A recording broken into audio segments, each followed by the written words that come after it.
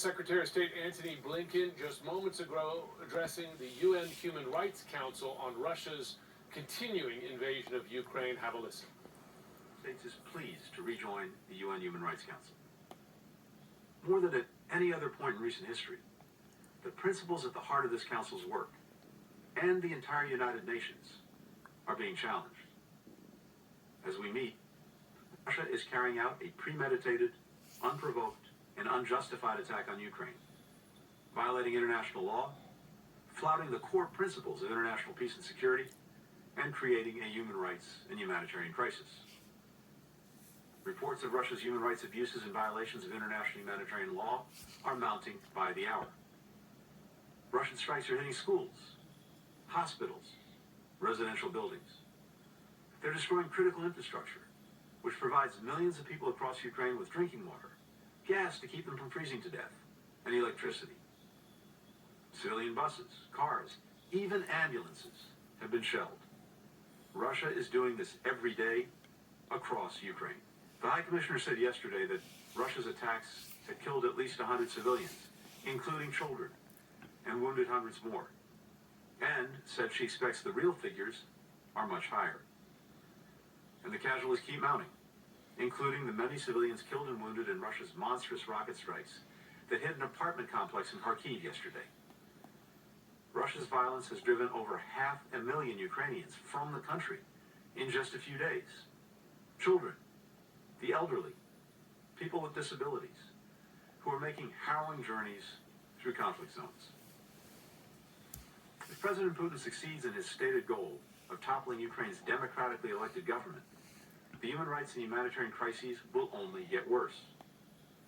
Look at Crimea, where Russia's occupation has come with extrajudicial killings, enforced disappearances, torture, arbitrary detention, the persecution of ethnic and religious minorities, the brutal repression of dissent. The Kremlin is also ramping up its repression within Russia, where, even before the invasion, it was shuttering human rights organizations and harassing, poisoning, and imprisoning anti-corruption activists and political opponents. Authorities reportedly have detained thousands of Russians peacefully protesting the invasions, as well as journalists covering the demonstrations. Russian officials issued a warning to the country's press that any reporting that refers to the assault as, quote, an attack, an invasion, or a declaration of war, end quote. And Russia's prosecutor's office said that any Russian who assists a foreign country, foreign organization, or international organization during its so-called operation may be imprisoned for up to 20 years. These are the human rights abuses this council was created to stop. If we cannot come together now, when will we come together? We must send a resolute and unified message that President Putin should unconditionally stop this unprovoked attack, as the Secretary General and the High Commissioner have done, and immediately withdraw Russian forces from Ukraine. We must condemn, firmly and unequivocally, Russia's attempt to topple a democratically elected government and its gross human rights abuses and violations of international humanitarian law. And we must take steps to hold the perpetrators accountable. This Council's decision to hold an urgent debate on the crisis in Ukraine is an important step toward ensuring documentation and accountability. I thank the many members who supported it. We must underscore Russia's obligation, even in its unlawful invasion, to respect international humanitarian law, including as a members should stop using language implying that all sides bear equal responsibility for the unprovoked attack of one side. This isn't even-handed. It's wrong and fails to place accountability where it belongs. The same goes for members who argue falsely that denouncing human rights abuses is politicizing the situation. It is failing to speak up about human rights abuses that politicizes the situation. We must reject Russia's attempts to falsely justify this attack as a defense of human rights, misappropriating terms that we reserve for the worst atrocities and disrespecting every victim of those crimes. Finally, we must press the Kremlin to respect the human rights of all Russians, including the right of citizens to peacefully express dissent and journalists to report the news, and provide information to the families of Russian soldiers who deserve to know the fate of loved ones killed in President Putin's war of choice.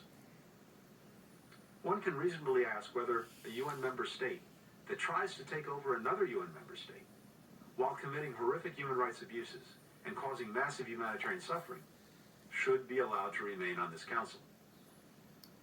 Even as we focus on the crisis in Ukraine, it's far from the only part of the world where the council's attention is needed. In Belarus, the Lukashenko regime is brutally repressing civil society and the country's pro-democracy movement, using transnational repression to silence critics abroad and enabling Russia's invasion of Ukraine.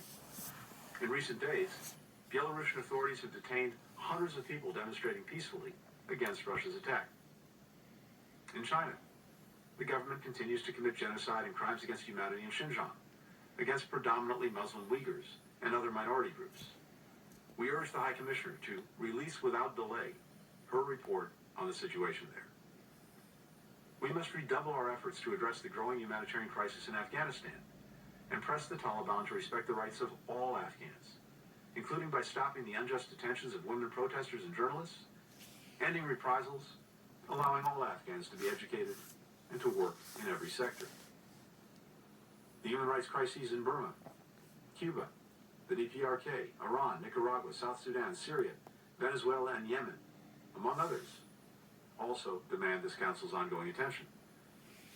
In each of these places, we must not only denounce abuses, but work to stop them and hold perpetrators accountable. Yet, we've been listening to the U.S. Secretary of State Antony Blinken there addressing the UN Human Rights Council in the midst of what is an ongoing siege of several European cities at once. Cities, population centers with millions of people in them, some of them, including the capital, Kyiv, saying there, Erica, how this is a human tragedy unfolding here, expressing really outrage and alarm at the idea that Russia is a member, could be a member of such a human rights council, and really asking now the world to act. And pointing out, and this made me think of a point that you made earlier, Jim. He says these are the human rights the council was created to stop. If we cannot come together now, when will we come together? As you pointed out, unfortunately, over the years we have heard a number of pleas, a number of speeches to respond to human rights violation. We have seen far less action. The question, of course, now is, will that change?